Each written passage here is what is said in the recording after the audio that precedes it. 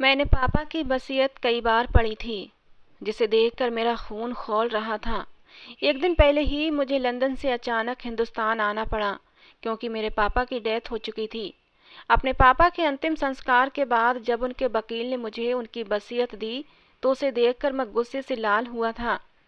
मैं लंदन में petrol pump पर काम करता था। जो तनख्वाह मुझे मिलती रही, मैं अपने मामूली से खर्चों के पैसे निकाल कर भी सब हिंदुस्तान पापा को भेज देता था, और पाई पाई जमा करके और कुछ अपने गांव की ज़मीनें बेचकर मेरे पापा ने दिल्ली जैसे शहर में घर और कुछ दुकानें खरीद ली थीं। मैं पिछले 10 साल से पैसे भेज रहा था। मैं 17 साल की उम्र में ही लंदन चला गया था और अब 27 साल का हो चुका था। यूं अचानक पापा की मौत का सुनकर वापस आने के लिए मेरी नौकरी भी छूट गई थी, क्योंकि वो लोग मुझे छुट्टी देने को तैयार न थे। मुझे ये भी सहारा था कि जो भी मैंने पैसे घर भेजे हैं, वो सब मेरे बाप ने मेरे लिए संभाल कर रखे होंगे। इसलिए दिल्ली जाते ही कोई छोटा मोटा सा काम करके अपना घर बसा लूँगा। लेकिन पापा की वसीयत ने तो मेरे होश उड़ा के रख दिए थे। वसीयत में लिखा था कि लंदन जाने के लिए तुम्हें पैसों की ज़रूरत थी, इसलिए मैंने अपनी ज़मीनों का कुछ हिस्सा बेचकर तुम्हें पैसों का इंतजाम करके दिया था। इसलिए इस घर पर और पापा की बाकी जायदाद पर सिर्फ और सिर्फ सुनैना का हक है। तुम्हारा हिस्सा तुम्हें पहले ही मिल चुका है, जब तुम लंदन गए थे तब। ये पढ़कर मेरा सर बुरी तरह से चकरा गया था। वो एक पागल कम उम्र सी मेरी बहन, जिसका पागल खाने में इलाज चल रहा था, पापा ने कैसे सब कुछ उसके नाम कर दिया।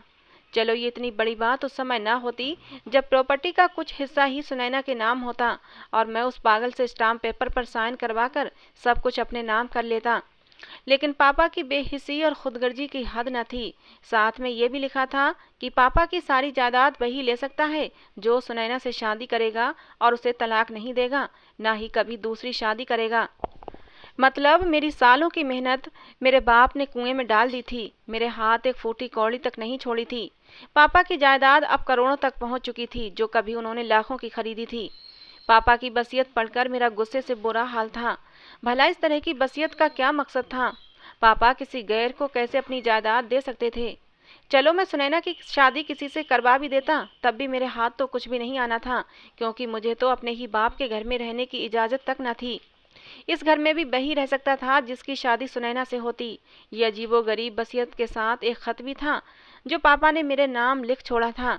लेकिन मुझे पापा पर इस कदर गुस्सा आ रहा था कि मैंने वो सब कुछ एक दराज में फेंक दिया। पापा का लिखा हुआ आखिरी खत मुझे पढ़ने का मन ही नहीं हुआ।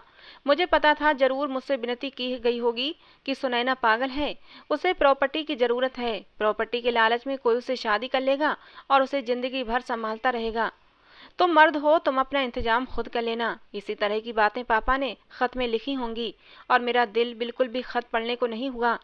इसीलिए मैंने वो खत दराज में डालकर दराज को बंद कर दिया।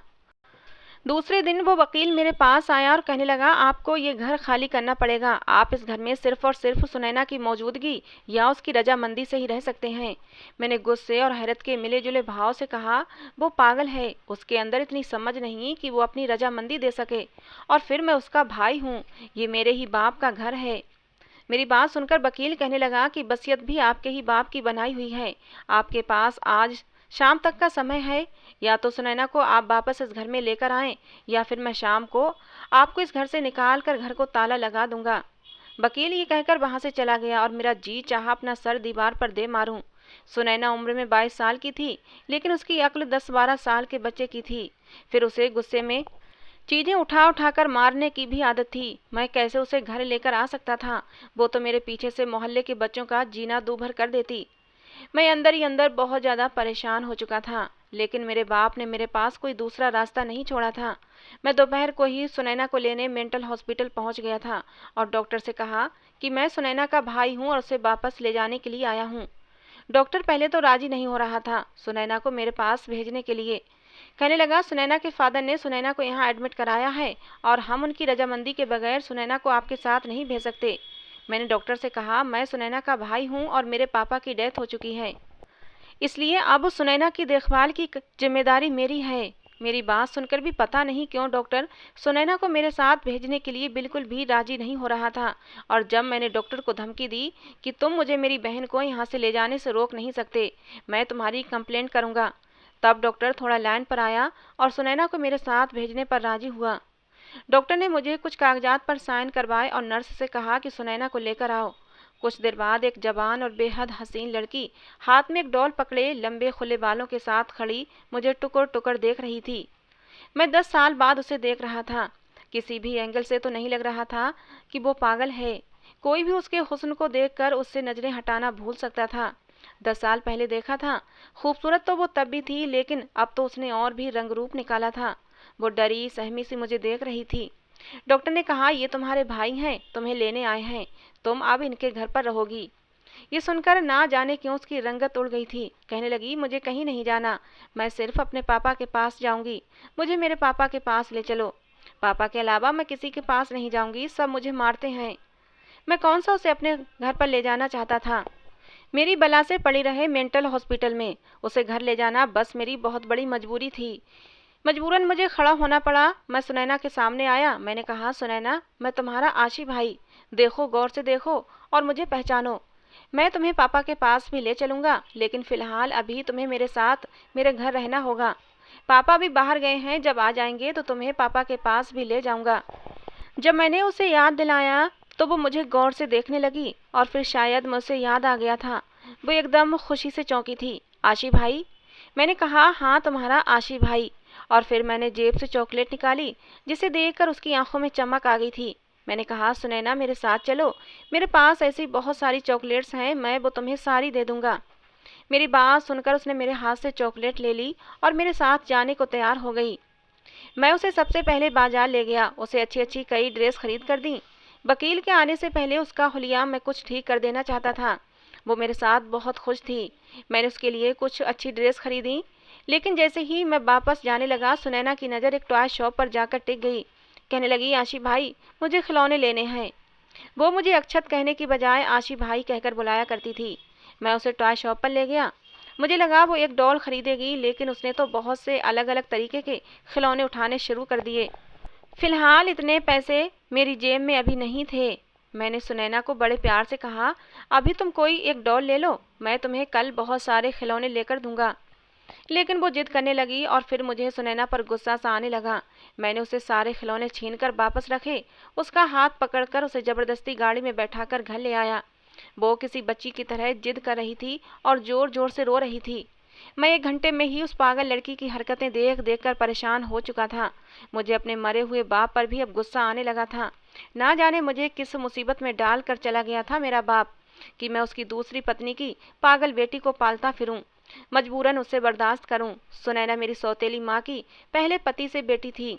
मैं 10 साल का था जब मेरी माँ इस दुनिया से चली गई थी।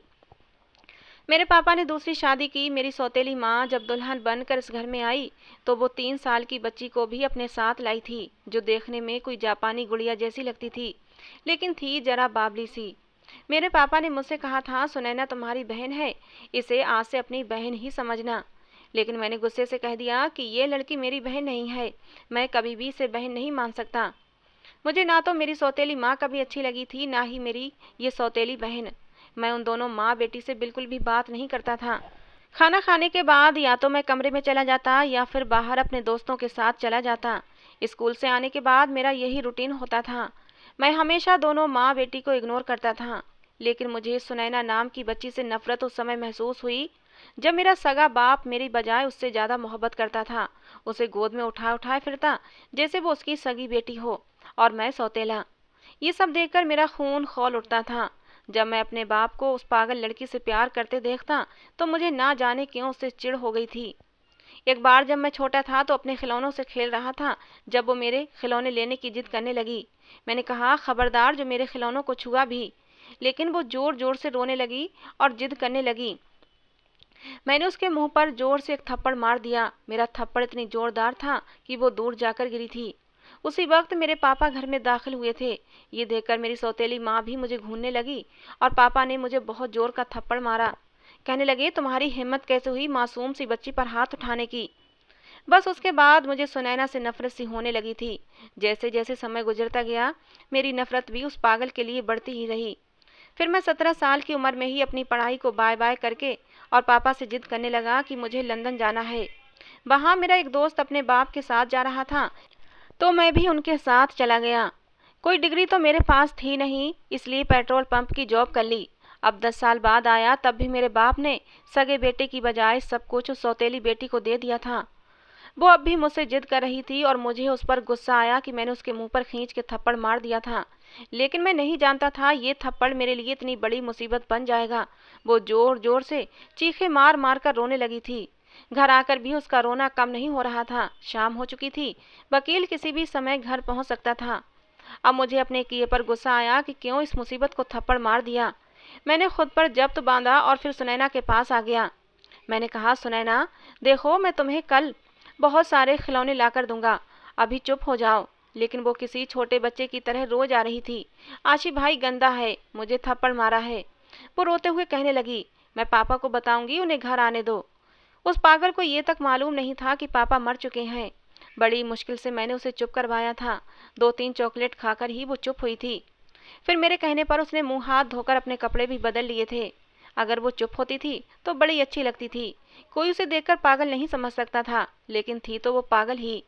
खैर वकील घर पहुंचा तो सुनैना से पूछने लगा कि अक्षत का रवैया तुम्हारे साथ कैसा है। ये सुनकर सुनैना ने मुझे घूरते हुए देखा। मेरी तो जान ही निकल गई थी कि कहीं ये बता न दे कि मैंने उसे थप्पड़ मारा है। वो कहने लगी, आशी भाई गंदा है। और ये सुनकर मेरी जान लबों पर आई थी। फिर वो कहने लगी, मुझे टॉयज लेकर नहीं देता। वकील कहने लगा, मैं तुम्हारे भाई को पैसे दूंगा तो वो तुम्हें ढेर सारे टॉयज खरीद कर देगा। ये कहकर एक चेक मुझे वकील ने दिया। कहने लगा, तुम्हारे पापा ने जो दुकानें खरीदी थी उनका आधा किराया वो सुनैना के इलाज पर खर्च करते थे और आधा उसके फ्यूचर के लिए बैंक में जमा होता है। अब वो यहाँ घर पर है और तुम उसकी देखभाल करोगे तो ये तुम रखो। सुनैना की शादी के बाद ये चेक भी उसके पति को ही मिलेगा। ये सुनकर मेरी जान और जली थी। मैंने वो चेक उससे ले लिया। 50,000 का चेक था। बिना कमाई किए मेरा महीना आराम से गुजर सकता था। अगले दिन मैंने सुनैना के लिए बहुत सारे खिलौने लाकर दिए। वो बहुत खुश हुई थी। दिन ऐसे ही गुजर रहे थे और मैं अपना दिमाग चला रहा था कि सुनैना नाम की आफत से कैसे पीछा छुड़ाऊं। मैं चाहता था कि सुनैना से मेरा पीछा भी छूट जाए और सारी जायदाद भी मुझे मिल जाए। फिर मैंने अपने एक बहुत ही भरोसेमंद दोस्त से बात की कि मुझे कोई बेवकूफ़ सा लड़का चाहिए जिससे मैं अपनी बहन की शादी करवा सकूं और उसे सारी जायदाद वापस मेरे नाम करवा सकूं। मेरी बात सुनकर मेरा दोस्त कहने लगा, ऐसा लड़का मिलना तो बहुत मुश्किल है। किसी गरीब लड़के को भी तुम लालच देकर अगर सुनैना की शादी करवा दोगे तब भी वो जब ये जान लेगा कि वो करोड़ों का मालिक है वो तुम्हें घर से निकाल देगा। मेरे दोस्त की बात भी ठीक थी। फिर मेरा दोस्त कहने लगा, देख अक्षत, मेरे पास एक आइडिया है। अगर तू मेरी बात मान ले तो सारी प्रॉपर्टी तेरे नाम आ जाएगी और तुझे बिल्कुल भी हाथ पैर नहीं चलाने पड़ेंगे। बैठे बिठाए सारी प्रॉपर्टी तेरे नाम चली जाएगी। मैंने कहा, अच्छा ऐसा कौन सा आइडिया है? और फिर जो कुछ मेरे दोस्त ने मुझसे कहा मेरा खून खौलाने के लिए काफ़ी था। गुस्से के मारे मैंने उसका गिरेबान पकड़ लिया। मैंने कहा, तुमने ऐसा सोचा भी कैसे? वो बहन लगती है मेरी और मैं इतना बेगैरत नहीं हूँ। उसने अपना गिरेबान मेरे हाथों से छुड़ाया और कहने लगा, वो तुम्हारी सगी बहन नहीं है। उसका बाप कोई और था और माँ भी कोई और थी और तुम्हारे माँ बाप भी अलग ही थे। तुम दोनों का कोई भी सगा खून का रिश्ता नहीं बनता है। तुम्हारी उससे शादी हो सकती है और यही एक तरीका है कि तुम सारी जायदाद के मालिक बन सकते हो। ये सुनकर मैं चुप सा हो गया था। मेरा दोस्त वहाँ से चला गया और मैं सोच में पड़ गया था। लेकिन जब भी सुनैना से शादी के बारे में सोचता मेरा दिल हौलने लगता। मैं कैसे उससे शादी कर सकता था? मुमकिन ही नहीं था। लेकिन ये बात भी ठीक थी। मैं जिस इंसान से भी सुनैना की शादी करवाता वो करोड़ों की जायदाद देकर मुझे मेरे ही घर और मेरे ही बाप की जायदाद से बेदखल कर देता। मुझे लगा फिलहाल ये सब करने में कोई हर्ज भी नहीं है। मैंने दूसरे दिन अपने दोस्त से कहा, तुम्हारी बात ठीक है। मैंने वकील से भी बात कर ली। वकील भी मेरे और सुनैना के रिश्ते के बारे में जानता था, इसलिए कहने लगा, ठीक है, लेकिन आपको वसीयत तो याद है ना? ना तो आप दूसरी शादी कर सकते हैं, ना ही सुनैना को छोड़ सकते हैं। ध्यान रहे, इस सूरत में आपसे सब कुछ छिन जाएगा। ये वो कांटा था जो मेरे हलक में जाकर अटक सा गया था। मैं तो भूल ही गया था मेरे बाप ने मेरे लिए कौन कौन से कांटे बिछा रखे थे। लेकिन फिलहाल तो मुझे सुनैना से शादी करनी थी ताकि मुझे एक अच्छी खासी रकम मिलती और मैं अपना बिजनेस शुरू करता। एक बार मेरा कारोबार जम जाता तो फिर कोई समस्या नहीं थी। मैं सुनैना को छोड़ भी देता तो क्या फ़र्क पड़ता था। मैंने सुनैना से शादी कर ली। उस पागल को तो शादी के बारे में भी कुछ पता नहीं था। वो बस अपने खिलौनों में ही मगन थी। शादी के बाद मैंने वकील से एक अच्छी खासी रकम की डिमांड रख दी, जो कि मुझे मिल भी गई थी। और फिर मैंने उन पैसों से अपनी एक छोटी सी गारमेंट्स की फैक्ट्री डाली और काम करना शुरू कर दिया। लेकिन असल समस्या तो सुनैना की थी। कोई भी नौकरानी मेरे घर दिन रात रुकने को तैयार न थी। वो कहती, ये पागल लड़की है, एकदम आपे से बाहर हो जाती है और जो भी चीज इसके हाथ में आती है उठाकर मार देती है। ये तो हमारी जान ही ले लेगी। मैं दिन में नौकरानी से घर का काम करवाया करता, खाना बनवाता और उसके जाने के बाद घर को बाहर से ताला लगाकर चला जाता। मुझे इस बात से कोई फर्क नहीं पड़ता था कि सुनैना अंदर अकेली कैसे रहेगी। मुझे तो इस बात का भी एहसास नहीं था कि वो पागल है, खुद को नुकसान भी पहुंचा सकती है। जब घर वापस लौटता तो पूरा घर बिखरा हुआ होता। सुनैना कुछ खाना खाती, बाकी सब फर्श पर गिरा हुआ मिलता और वो खिलौनों से खेल रही होती। मुझे देखकर मेरे पास आ जाती और बोलती, आशी भाई मेरे चॉकलेट लाए। मैं जेब से एक चॉकलेट निकाल कर उसे थमा देता। लेकिन घर की बिखरी हालत देखकर मुझे गुस्सा आने लगता था। मैं अब उसे डांटने भी लगा था। मैं थका हारा घर पहुंचता और घर का हाल देखकर मेरा जी चाहता कि सुनैना का गला दबा दूं। एक बार तो हद ही हो गई। जब मैं घर में दाखिल हुआ तो गैस की स्मेल मेरी नाक से टकराई थी और मुझे समझते देर न लगी कि सुनैना ने गैस सिलेंडर खोल दिया है। मैंने जल्दी जल्दी घर के सारे खिड़की दरवाजे खोल दिए थे और सुनैना को किचन से खींचकर बाहर सोफे पर बिठाया और एक जोरदार थप्पड़ उसके गाल पर रखा था। थप्पड़ इतना जोरदार था कि मेरी उंगली में पहनी अंगूठी उसके गाल पर लगी थी और उसके गाल से खून बहने लगा था। कुछ पल के लिए तो वो कुछ बोल ही नहीं पाई थी और फिर थोड़ी देर बाद उसने रोना शुरू कर दिया था। काफ़ी देर के बाद घर से गैस की स्मेल आना बंद हुई थी। फिर भी मैंने उसे सोफे से हटाया नहीं था और उसे बार बार सवाल कर रहा था कि तुमने सिलेंडर खोला क्यों। वो रोते हुए बताने लगी, मुझे भूख लगी थी और सारा खाना गिर गया था। मैं खुद से खाना बनाने किचन में गई थी, लेकिन मुझसे गैस नहीं चल रहा था। उस दिन मुझे एहसास हुआ कि सुनैना को घर पर अकेला छोड़ना कितना खतरनाक हो सकता है, लेकिन मैं कर भी क्या सकता था। उस दिन के बाद मैंने एक काम करना शुरू कर दिया कि बीच बीच में मैं घर का एक दो चक्कर लगा लिया करता था।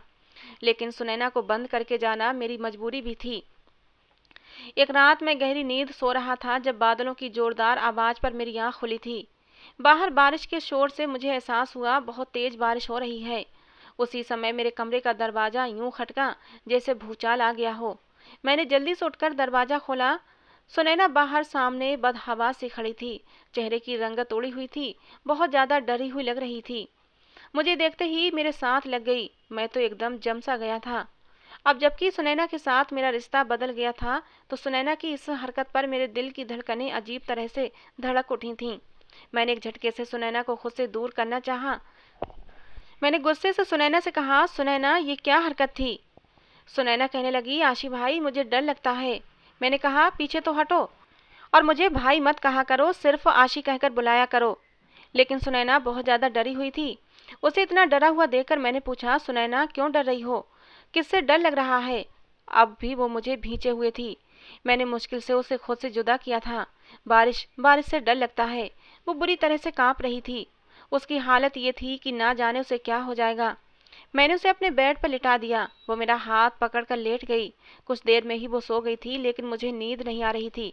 इस बात में कोई शक नहीं था कि वो बहुत खूबसूरत थी। मैं जितना ये चाहता कि उसकी तरफ ना देखूं, लेकिन मेरी नज़र पूरे कमरे में घूम फिर कर उसी पर जा टिक जाती। मैंने जब देखा कि वो गहरी नींद सो गई है तो अपना हाथ उसके हाथों से खींचा और सोफे पर जाकर लेट गया। काफ़ी देर तक सोने की कोशिश करता रहा, लेकिन नींद नहीं आ रही थी। वो पूरी गहरी नींद में जा चुकी थी और मैं उठकर बाहर हॉल में आ गया और वहीं सोफे पर लेटकर सो गया। उन्हीं दिनों मेरी फैक्ट्री में एक लड़की जॉब करने लगी थी, जो अच्छी खासी खूबसूरत थी। मुझे भी अच्छी लगने लगी थी। बहुत जल्दी हम एक दूसरे से शादी करने का इरादा रखते थे। एक बार मैं उसे अपने घर ले आया। उसे देखकर सुनैना के माथे पर बल पड़ गए। कहने लगी, ये मेरे घर क्यों आई है, इसे बाहर निकालो। ये सुनकर मीरा मुझे देखने लगी। कहने लगी, अक्षत तुमने क्यों एक पागल लड़की को घर में रखा हुआ है। मैंने कहा, इसे घर में रखना मेरी मजबूरी है। और फिर मैंने मीरा से कुछ नहीं छुपाया, सब कुछ उसे बता दिया। मीरा कहने लगी, जल्द से जल्द इससे अपना पीछा छुड़ाओ। मैं शादी के बाद इसे बिल्कुल भी बर्दाश्त नहीं करूंगी। मैं ये सुनकर चुप हो गया। मैं मीरा को पसंद करने लगा था, इसलिए मेरी कोशिश थी कि जल्द से जल्द मेरा काम जम जाए तो मैं सुनैना से पीछा छुड़ा लूं। और फिर मुझे मीरा ने एक मशवरा दिया कि मैं सुनैना को स्लो पॉइजन देना शुरू कर दूं। इस पागल लड़की की भी कोई ज़िंदगी है क्या, इसका तो मर जाना ही अच्छा है। इसी तरह से मेरी ज़िंदगी की मुश्किलें कम हो सकती हैं और स्लो पॉइजन से किसी को मुझ पर शक भी नहीं होगा। मुझे मीरा का ये मशवरा अच्छा लगा। मैंने ऐसी ही दवा सुनैना के खाने में मिलाकर उसे देना शुरू कर दी।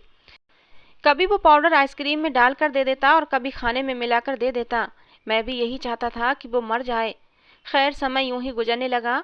एक बार जब मैं घर में दाखिल हुआ, मुझे सुनैना की सिसकियों की आवाज़ें आ रही थीं, लेकिन वो मुझे कहीं भी नज़र नहीं आ रही थी। मैंने उसे पुकारा, लेकिन वो सामने नहीं आई। वो शायद अपने कमरे में थी, क्योंकि उसके रोने की आवाज़ें वहीं से आ रही थीं। मैंने जब उसके कमरे का दरवाज़ा खोला और मैं अंदर दाखिल हुआ, तो मेरी जान ही निकल गई थी। वो एक कोने में डरी सहमी जिस हाल में बैठी थी, मुझे उसे देखकर शर्म आई थी। उसके कपड़े बुरी तरह फटे हुए थे, उसके कमरे का सामान बिखरा हुआ था, उसके बाल भी बिखरे हुए थे। उसके हुलिये और उसके बिखरे हुए बालों को देखकर मुझे समझने में ज़्यादा देर नहीं लगी थी कि कोई उसकी इज्जत को तार तार कर गया था। वो मुझे देखकर डर रही थी। कहने लगी, जाओ यहाँ से, मुझे मत मारो, मैं पापा को बताऊंगी, तुमने मुझे बहुत मारा है। ये कहकर वो रोने लगी। पहली बार मुझे उसकी ये हालत देखकर दुख हुआ था। ऐसा लगा जैसे किसी ने मेरा दिल मुट्ठी में जकड़ लिया हो। पता नहीं क्यों उसकी इस हालत का जिम्मेदार मैं खुद को ठहराने लगा। मैंने उस पर बेड पर पड़ी चादर उठाकर डाल दी, फिर उसके पास बैठ गया। मैंने कहा, मेरे पीछे से कोई आया था? सुनैना, कौन आया था, बताओ मुझे। मेरा बस नहीं चल रहा था कि उस इंसान का खून पी जाऊं जिसने उस मासूम सी लड़की के साथ ये जुल्म किया था। वो बहुत डरी हुई थी, कभी ना में सिर हिलाने लगती तो कभी हाँ में। मैंने कहा, मुझे बताओ, मैं उसे बहुत मारूंगा। और फिर वो दोबारा रोने लगी। कहने लगी, मेरे पापा को बुला दो, मुझे पापा के पास जाना है। मैंने कहा, तुम बताओ कौन आया था, मैं पापा को भी ले आऊँगा। वो घर में अकेली होती थी, ये बात सारे मोहल्ले वाले जानते थे। यकीनन जो कोई भी था इसी मोहल्ले से था। सुनैना कहने लगी, वो जो दूध वाला आता है ना सुबह, वो आया था। आशी भाई, उसने मुझे बहुत मारा, ये देखो मेरे कपड़े। ये कहकर वो अपने फटे बाजू दिखाने लगी। उसका चेहरा, उसके बाजू सब जख्मी थे। पहली बार मुझे उस पर तरस आया था। मैंने प्यार से उसके बालों को सहलाया, उसके जख्मों पर दवा लगाई, सुनैना को अपने साथ लगाया। शायद उसे इसी चीज की जरूरत थी, एक पनाह की, एक सुरक्षा के एहसास की। जिस तकलीफ से वो दो चार थी, मेरी जरा सी मोहब्बत और तवज्जो पर रोने लगी। कहने लगी, आशी भाई, जब पापा मेरे पास थे तो मुझे कोई कुछ नहीं कहता था। मम्मी के मरने के बाद भी मुझे रोना नहीं आया था, क्योंकि पापा मेरे पास थे। लेकिन फिर पापा बीमार रहने लगे, इसलिए मुझे डॉक्टर के घर छोड़ गए। आशी भाई, डॉक्टर अच्छे नहीं होते, वो लोग भी मुझे बहुत मारते थे, जैसे उस दूध वाले ने मारा है। वो डॉक्टर मेरे दोनों हाथ पीछे को बांध देते थे और मेरे मुंह में बहुत सारी रुई घुसाते थे ताकि मैं चीख न सकूं। और फिर मुझे वो मेरे साथ लगी रोए जा रही थी, और ये सब सुनकर मेरा दिल ऐसा था जैसे धड़कना भूल गया था। मैंने तो कभी ये सोचा ही नहीं था कि मेरे बाप की बीमारी में सुनैना को कौन संभालता होगा, क्योंकि मेरे लंदन जाने के बाद सुनैना की माँ को टीबी का मर्ज हो गया था, जो बिगड़ गया था, और वो उसी में मर गई थी। फिर पापा ही सुनैना को संभालते थे। शायद अपनी बीमारी के ज़माने में सुनैना को मेंटल हॉस्पिटल में दाखिल करवा दिया था, और वहाँ उसके साथ ना जाने क्या क्या जुल्म होता रहा था। मुझे याद आने लगा कि डॉक्टर बिल्कुल भी राजी नहीं था कि सुनैना को अपने साथ लेकर आऊं, क्योंकि वो सुनैना के साथ जुल्म करता था। सुनैना रात भर सोते हुए भी सिसकियां भरती रही, कभी नींद में डर जाती तो कभी रोने लगती। यही कहती, मेरे पास मत आओ, मैं पापा को बता दूंगी, वो तुम्हें मारेंगे। पहली बार मुझे लगा कि जो मैंने उस बेजुबान और मासूम लड़की के साथ किया है वो बहुत बड़ा जुल्म है। मैं अपनी जिंदगी की खातिर उसे जान से मारने की तरकीबें सोच रहा था। मुझे अब अपने पापा की वसीयत समझ आई थी, उन्होंने क्यों मुझे इतना पाबंद कर दिया था। अचानक ही मुझे पापा का लिखा हुआ वो खत याद हो आया। मैंने उठकर अलमारी का दराज खोला और वो खत निकाला जो उस वसीयत के साथ था। उसे खोलकर देखा तो मेरे पापा ने मुझसे हाथ जोड़कर विनती की थी कि तुम सुनैना से शादी कर लेना और उसे सुरक्षा देना, क्योंकि मुझे तुमसे ज़्यादा किसी और पर भरोसा नहीं है कि वो सुनैना को पनाह दे सकता है। कोई सुनैना की प्रॉपर्टी के लालच में उसे शादी तो कर लेगा, लेकिन उसे वो मोहब्बत और प्यार और तवज्जो नहीं दे सकेगा जो तुम दे सकोगे। सुनैना मेरी सगी बेटी नहीं है, लेकिन मैंने हमेशा उसे बेटी बनाकर पाला है। उसकी मरती हुई माँ से वादा किया था कि मैं सुनैना को कभी अकेला नहीं छोड़ूंगा। जब मैं बीमार था तो सुनैना की देखभाल की परेशानी होने लगी थी। मैं बीमार इंसान सुनैना की देखभाल नहीं कर सकता था, और फिर मैंने तुम्हें कई बार कॉल किया कि तुम वापस हिंदुस्तान आ जाओ, लेकिन तुम मेरी बात को हर बार इग्नोर कर देते थे कि तुम्हें छुट्टी नहीं मिल सकती। तुम्हारा इंतजार करते करते मैं मौत की दहलीज पर आकर खड़ा हो गया हूँ। सुनैना का इस भरी दुनिया में कोई नहीं है। मरने से पहले मैं जो वसीयत लिख रहा हूँ उसे सुनकर शायद तुम्हें दुख लगे, लेकिन मेरा खत पढ़कर तुम्हें मेरी वसीयत समझ में आ जाएगी। सुनैना को अपनाकर उसे सुरक्षा देना और जिंदगी भर उसका साथ निभाना। सुनैना में अभी बचपना है, वो अपनी उम्र के हिसाब से छोटे बच्चों वाली हरकतें करती है, लेकिन अगर तुम उसका बाहर जाकर किसी अच्छे डॉक्टर से इलाज कराओगे तो वो ठीक हो सकती है। मैं खुद ही उसका इलाज करवाता, लेकिन मेरी जिंदगी ने मुझे इतनी मोहलत न दी। हाथ जोड़कर तुमसे विनती है, अपने मरते हुए बाप की ये बात मान लेना। मैंने वो खत वापस रख दिया। सुनैना अभी तक सोई हुई थी, मगर नींद में भी वो बुरी तरह कांप रही थी। जिस तकलीफ से वो गुजरी थी वो छोटी तो न थी। मैंने अपने आप को कसूरवार समझ रहा था। जब मेरे बाप बीमार थे तो सुनैना की देखभाल के लिए किसी अपने की जरूरत थी। वो मुझे बार बार बुलाते थे, लेकिन मैं छुट्टी न मिलने की वजह बताकर उनकी बात को इग्नोर कर देता था। लेकिन मुझे नहीं पता था कि सुनैना के साथ इतना बड़ा जुल्म हो जाएगा। पापा ने मजबूरी में सुनैना को मेंटल हॉस्पिटल में एडमिट कर दिया था और वहाँ उसके साथ इतना सब कुछ हो गया था, और इस सब का कसूरवार मैं खुद को समझ रहा था। अगर मैं समय से घर आ जाता तो सुनैना के साथ ये सब कुछ ना होता। सुबह जब वो दूध वाला दूध देने आया तो मैंने उसकी अच्छे से खातिरदारी की थी, और फिर उसके बाद उसे पुलिस के हवाले कर दिया। और ये देखकर सुनैना बहुत खुश हुई थी। मुझसे कहने लगी, हाँ इसे और मारो, इसे छुरी से काट दो, इसने मुझे बहुत मारा था। मैंने भी उस दूध वाले को लहूलुहान करके रख दिया था। रात को जब मैं सुनैना को खाना खिलाने के लिए निवाला बनाकर उसे खिलाने लगा तो वो कहने लगी, आशी भाई आज इसमें पाउडर नहीं डालोगे। उसकी बात ने मुझे अंदर तक झकझोर के रख दिया था। मैं सुनैना के बचपने का फायदा उठाकर उससे छुपाकर वो स्लो पॉइजन उसके खाने में नहीं डालता था, बल्कि उसके सामने ही थोड़ा सा पाउडर उसके खाने की चीज़ों में डाल देता था, क्योंकि मुझे पता था ये पागल है, इसको कुछ भी समझ नहीं आएगा। और आज जब उसने कहा तो मैं अपने आप से नज़र नहीं मिला पा रहा था। मैंने नाम में सिर हिला दिया। सुनैना कहने लगी, तुम भी चाहते हो ना कि मैं मर जाऊं? उसकी बात सुनकर मैंने अचानक ही उसकी तरफ देखा था। वो ये बात कैसे जानती थी? वो कहने लगी, मैं सबको बुरी लगती हूँ, बस पापा को ही अच्छी लगती हूँ। मुझे पता है मैं वो पाउडर खाऊंगी तो मैं मर जाऊंगी। तुम्हारी दोस्त उस दिन यही तो कह रही थी। शायद वो मेरी और मीरा की बातें सुनकर कुछ कुछ समझ चुकी थी। अगर वो ये जान चुकी थी कि मैं उसे खाने में जहर दे रहा हूँ तो फिर वो क्यों जहर खा रही थी? उसकी मासूमियत पर मेरा दिल रो उठा था। फिर वो कहने लगी, तुम मुझे जहर मत दो, अपने दोस्त को अपनी दुल्हन बना लो, मुझे बस मेरे पापा के पास छोड़ दो, मुझे पापा के पास जाना है। मैंने सुनैना को कोई जवाब नहीं दिया और बस उसे खाना खिलाता रहा। दूसरे दिन मैंने मीरा से कह दिया कि मैं उसे शादी नहीं कर सकता। मैंने ये कहकर फ़ोन बंद कर दिया था। मुझे अब सुनैना का इलाज करवाना था और मैंने नोट किया था वो प्यार से हर बात मान जाती थी। मेरी जरा सी तवज्जो पाकर वो पहले से बहुत अच्छी हो गई थी। घर को भी साफ सुथरा रखने लगी थी। मेरे बहुत से छोटे मोटे काम भी कर देती थी। जहाँ दवा असर न करे वहाँ प्यार असर कर जाता है। मेरी मोहब्बत का ही असर था कि सुनैना पहले से अच्छी होने लगी थी। मैंने अपना कारोबार अपने मैनेजर के हवाले किया और सुनैना को लेकर लंदन चला गया। वहाँ मैंने एक अच्छे से डॉक्टर से सुनैना का चेकअप करवाया और सुनैना का इलाज करवाने लगा। धीरे धीरे सुनैना ठीक होने लगी थी। उसको हमारे रिश्ते के बारे में भी समझ आने लगी थी। मैंने उसे पापा के बारे में भी बता दिया था कि पापा अब इस दुनिया में नहीं हैं। पहले तो वो बहुत रोई थी, लेकिन जल्दी ही वो संभल गई थी। अब मुझे आशी भाई नहीं अक्षत कहकर बुलाया करती थी, क्योंकि उसे हमारे रिश्ते की समझ आ गई थी। पूरे 6 महीने के बाद जब मैं लंदन से घर वापस आया, उस समय तक सुनैना बिल्कुल ठीक हो चुकी थी। और इन 6 महीनों में सुनैना का ध्यान रखते रखते मैं उसकी मोहब्बत में पूरी तरह डूब चुका था। और सुनैना भी तो मेरे बिना एक पल भी कहीं नहीं रुकती थी। हमेशा मेरे साथ लगी रहती और मुझसे कहती, मुझे छोड़कर मत जाना अक्षत, मैं तुम्हारे बगैर मर जाऊंगी। मैंने भी सुनैना से वादा किया था कि मैं तुम्हें छोड़कर कहीं नहीं जाऊंगा। जब मैं और सुनैना अंदर कमरे में दाखिल हुए तो कमरे की डेकोरेशन देखकर सुनैना चौंक पड़ी थी, और अगले ही पल उसके चेहरे पर शर्म की लाली दौड़ गई थी। मैंने अपने दोस्त को अपने आने की खबर दे दी थी और मैंने उसे समझा दिया था कि उसे क्या करना है। हमारी शादी को 8 महीने होने वाले थे और अभी तक मैंने सुनैना को छुआ भी नहीं था।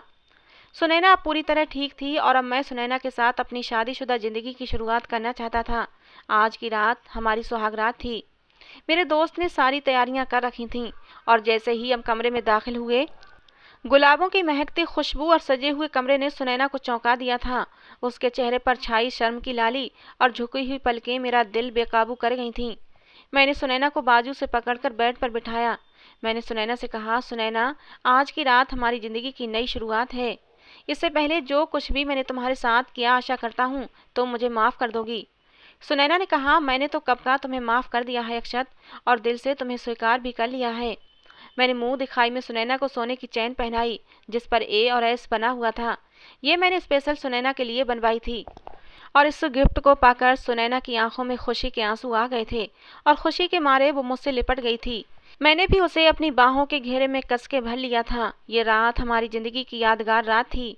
आगे हमारी ज़िंदगी बहुत ही खूबसूरत होने वाली थी। तो दोस्तों, ये थी आज की हमारी कहानी। आपको कैसी लगी ज़रूर बताना। पसंद आई हो तो प्लीज़ लाइक करना। दोस्तों, जाते जाते कहानी को लेकर अपनी राय ज़रूर देना, जिससे कि हमें पता लगे कि आपको हमारी कहानी पसंद आती है या नहीं। कहानी को अंत तक सुनने के लिए आप लोगों का बहुत बहुत धन्यवाद। दोस्तों, मिलते हैं अगली किसी नई कहानी के साथ।